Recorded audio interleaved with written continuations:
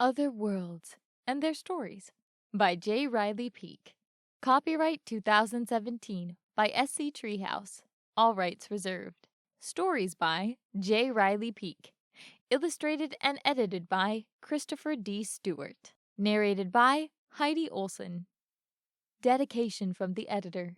For my best friend Riley, you made this book possible, but only because you didn't finish the other one I planned to publish. And for Kimberly, you made a good double agent during the publication of this. Introduction. The question regarding whether or not other planets share Earth's unique ability to rear life is a question many ask. However, because men much smarter and consequentially more handsome than I have undertaken this very thing to no avail, I resign myself to the idea that I must leave such a search alone. Despite my lack of credentials in this field, though, there is, in fact, another discussion to which I can speak. For I can speak of worlds, and why bother talking about planets when one could speak about worlds? From the time humanity first filled its lungs with breath, we have looked to the skies for other worlds. It has only been recently that the smartest of men thought to look down instead of up.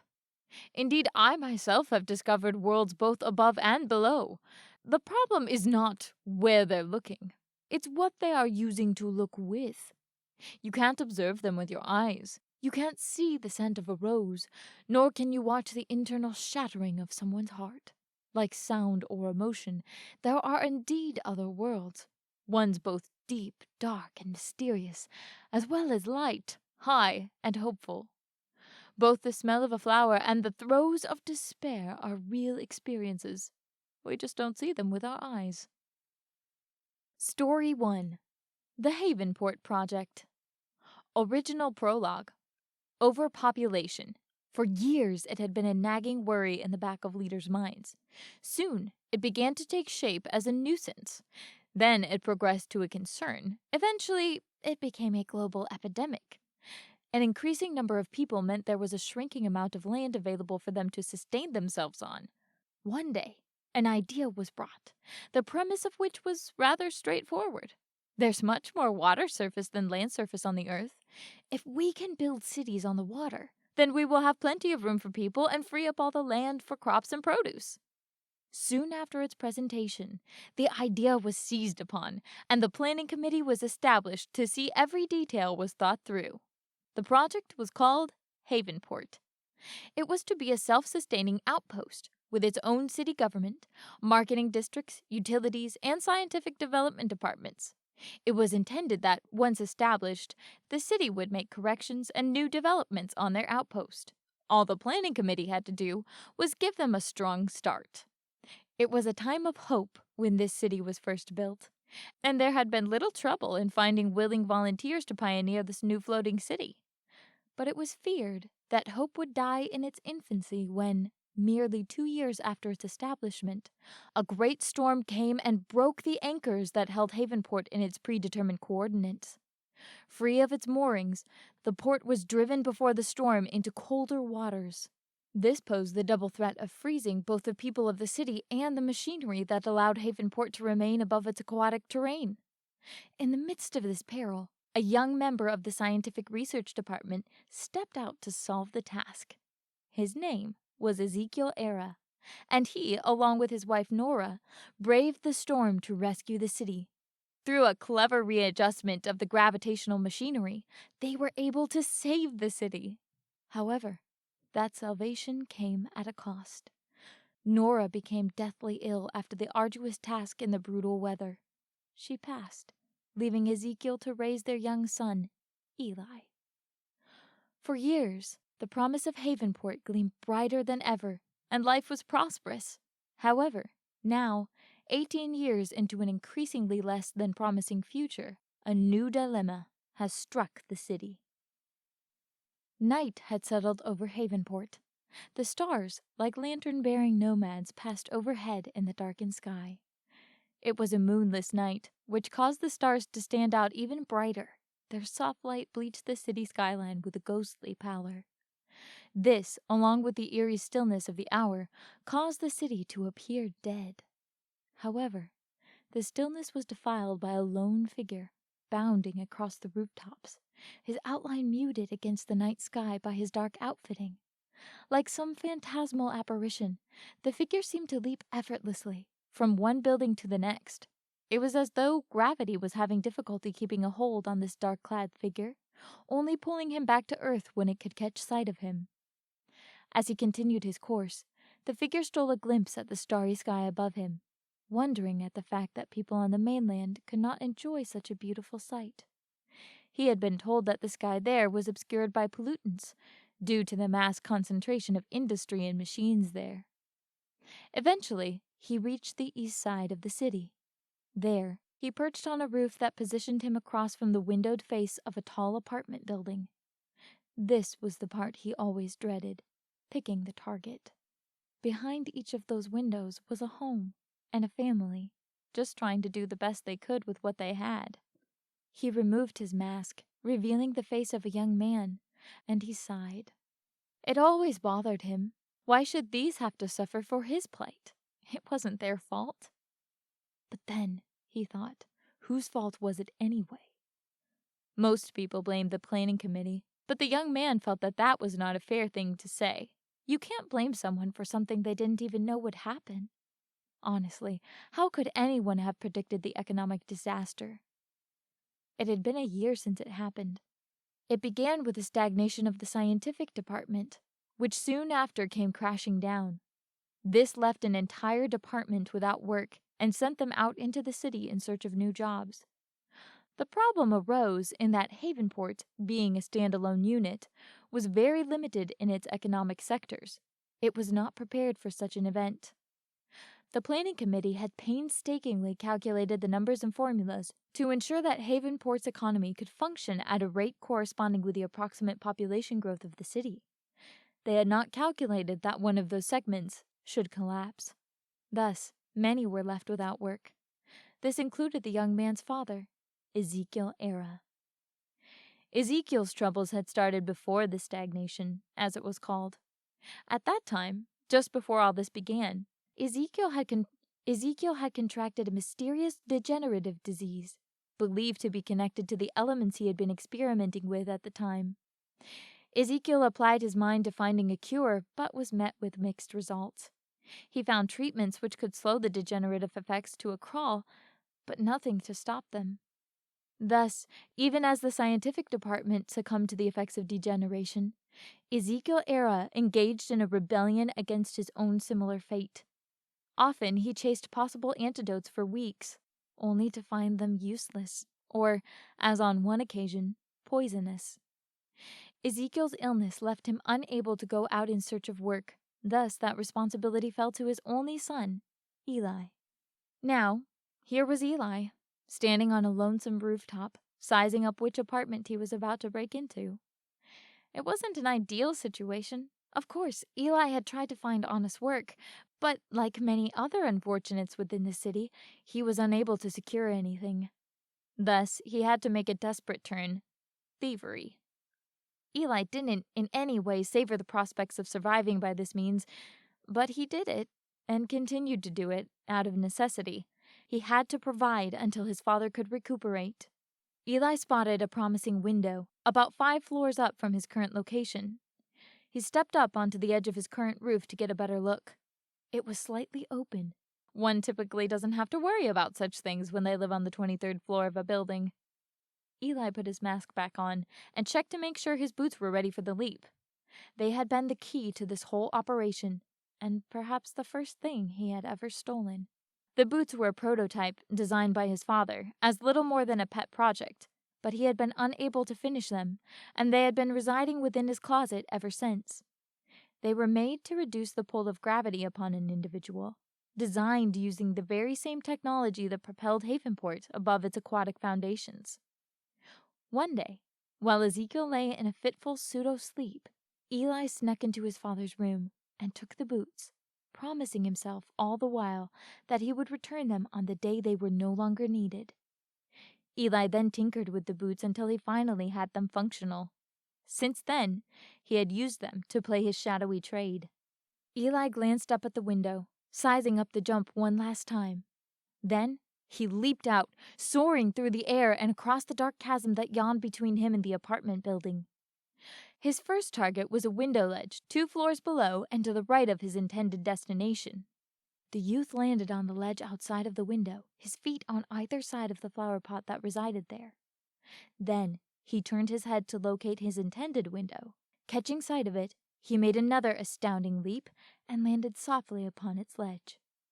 Carefully, he opened the window more fully and slipped inside. He found himself in a small dining room, lined in a dark, richly colored wood, which gave the room a warm, cozy kind of feel.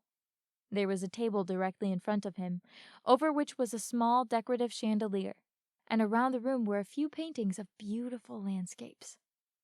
Eli took this in at a glance, then moved towards a room that more readily held his attention, the kitchen.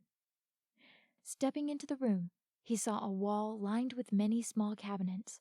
Beneath them was a countertop that coiled around the room, its surface occasionally interrupted by the presence of some appliance.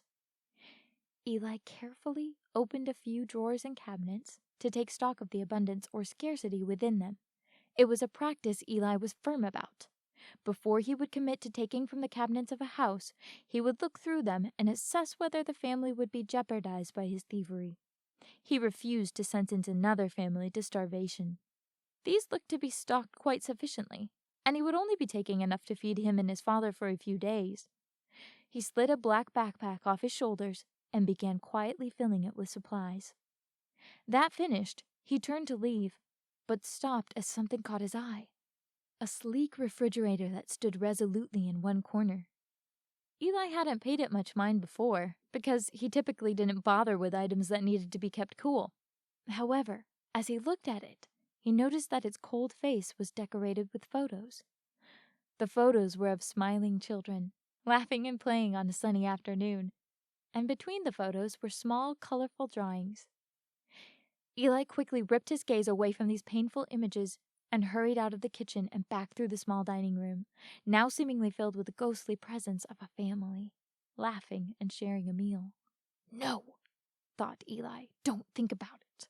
Swiftly, he walked across the room, fighting the urge to run, and slipped out the window, shutting it completely as he left. Eli's heart was heavy as he began his journey home. This wasn't the first time, though. It was easy to tell yourself that the stealing was necessary, and almost feel convinced that it was justified in this situation, but whenever there suddenly was a face behind it, there were no words that could justify that. Eli Era was painfully aware that he was not the only one in this city that was hurting, and it tore him apart to think that he might spread that hurt like some wretched disease. It was with these types of tumultuous thoughts that Eli grappled. Their weight was so great that they demanded his entire focus. Thus, he was caught by surprise when, in mid-jump, a blinding light suddenly erupted on his left. Out of reflex, he naturally turned his head in the direction of the light, and found himself blinded by it, so that, when he landed on the next roof, he missed his footing and landed hard upon his side. "Attention! This is the police!" called a voice over a loudspeaker.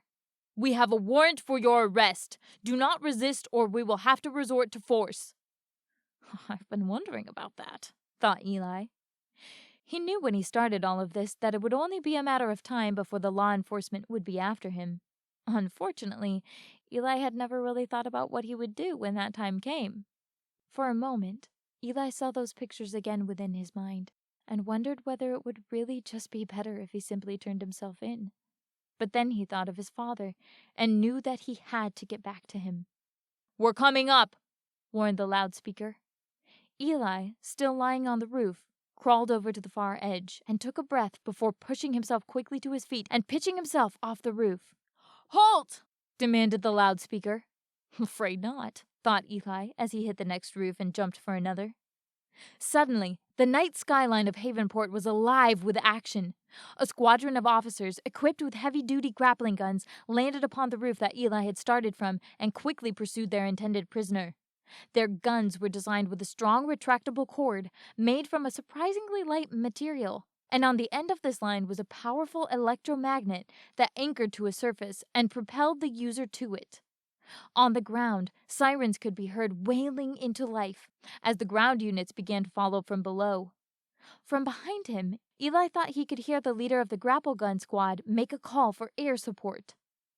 Eli tried to shake them off, making some risky leaps and even briefly ducking down into the shadowy alleys on the ground below. But nothing could throw the squadron off. Eli knew that he would have to think of something. Soon they would reach the northeast corner of the city, and he would be trapped in a corner.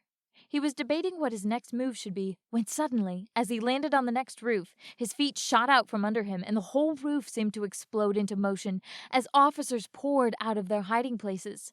Sprawled out on his back, Eli took in the whole situation in an instant.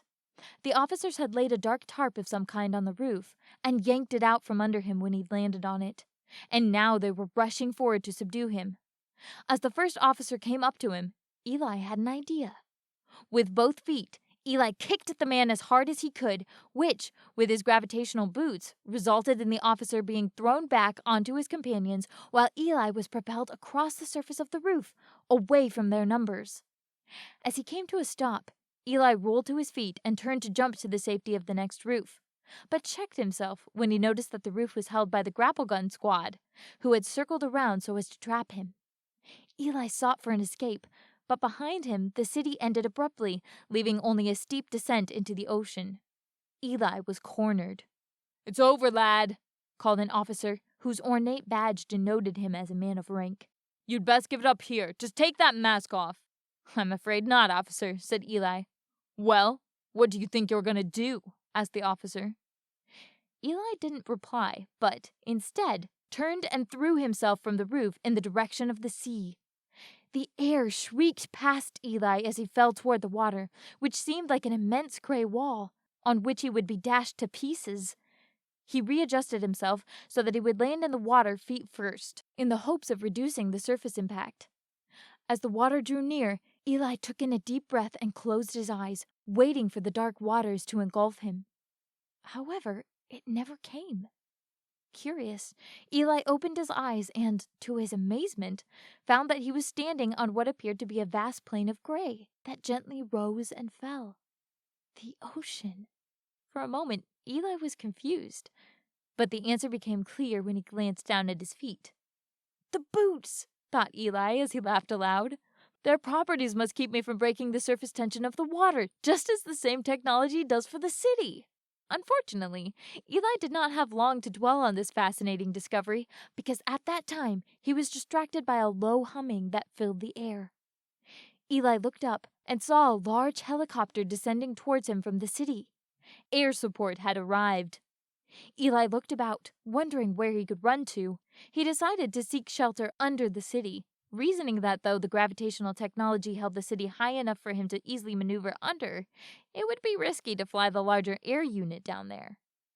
Eli set out with caution, grimacing at the thought of what should happen if he tripped. The first steps were awkward and shaky, almost resulting in a catastrophic capsizing. The surface of the water was unlike anything Eli had ever tried to walk on. For the most part, it was slick, like ice, but it rolled and dipped as waves came by. Eli quickly decided that the best method was to either skip along the surface or treat it like ice skating. He was not sure how he would stop quickly. As he got under the shelter of the city, Eli ventured a glance back at the air unit and saw that he was correct. It seemed reluctant to follow him under the city. However, Eli also saw that it wasn't going to simply give up there. The air unit was dispatching its drones. There were 5 of them, all equipped with a large claw, used as a full-body handcuff on the intended target. Eli skipped across the water as fast as he could, all the while searching the machinery above him until his gaze landed on what he had been seeking, a small suspended bridge used by the maintenance crews that tended to this complex technology. Eli gathered himself and put all his strength into the jump, but the bridge was still out of his reach. For a moment, panic seized him as he wondered how he would escape. But then he had an idea. Eli turned to face the oncoming drones and took a breath to steady himself. This was going to take skill. The drones swarmed towards him, closing the distance between them with a terrifying speed. Eli forced himself to wait. He stood upon the water and faced the swarm. Then, just before they reached him. He leaped forward, propelling himself into the swarm of low-humming drones. His eyes were locked on one specific drone, the one that was coming directly at him.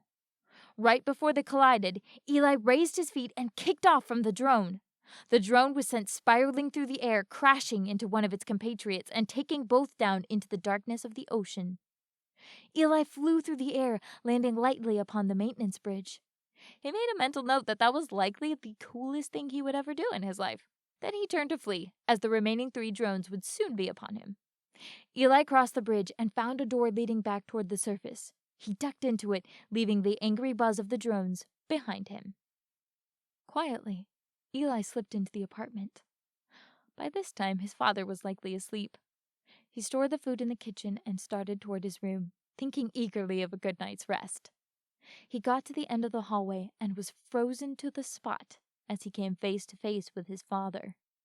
Ezekiel Era was a powerfully built man, though his degenerative disease had taken a toll upon him, now sentencing him to dependence on a wheelchair.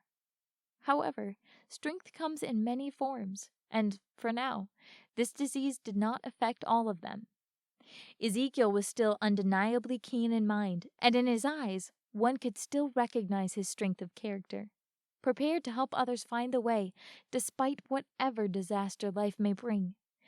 It was these eyes that now looked upon Eli, and Eli couldn't help but think that they seemed even now to be sizing up life's latest disaster. Silence hung in the air. Finally, Ezekiel reached over to the broadcasting stand and pressed a button, causing the hologram display to come to life. It was a news feed, displaying the latest footage of the current top story. Eli grimaced at the images it presented. First, there was a shot of a dark-clad figure hopping across the rooftops, with a squadron of officers following behind. Then there was a shot of the figure skating across the water, and there was also some drone footage of the figure leaping off the water and kicking off from another drone.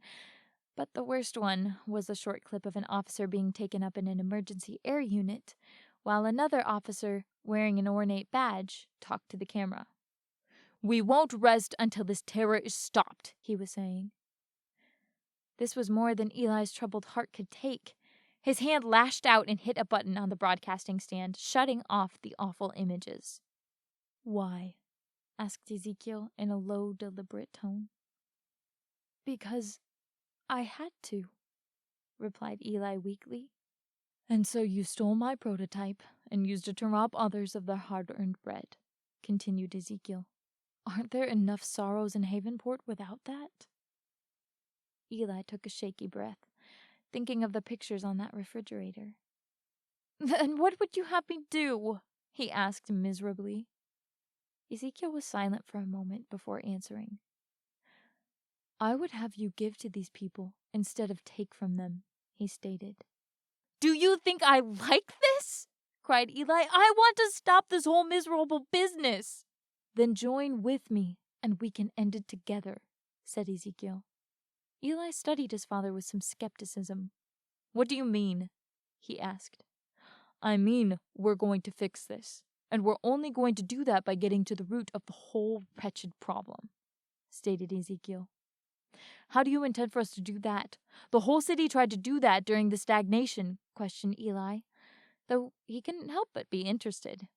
"That's just it," said Ezekiel. "They all tried to keep that same department on its feet. But that's not what we're doing. We are going to start something new." Ezekiel let those words hang in the air before continuing. "I think I'm on the trail of a final cure for my sickness. If I can perfect it, then we'll be ready to make our first move." Eli sat down in a chair across from his father, trying to process this feeling he had that they were on the cusp of something monumental. He shook his head and grinned at his father. "All right," he said with a laugh. "I'm in. All this," he gestured at his backpack, holding the boots and dark clothes, "is over. I'm done with it." Ezekiel leaned forward. "Eli, son," he said, choosing his words carefully, "we're going to help this whole city. But to do that, I need to finish this antidote, which requires just a little more time. We have to get by till then." "But I thought you disapproved," Eli said incredulously. "I do," replied his father. Unfortunately, necessity drives us to it. I need you to play the thief for just a while longer." A heavy silence fell upon the room as Eli wrestled with the turmoil of images within his mind. The smiling children, the officer being taken to the emergency air unit, and the officer with the ornate badge. A terror, that's what he was. How could I justify doing that? He thought. Ezekiel leaned forward, concerned by the effect this news seemed to be having on his son. "This city needs us," said Ezekiel.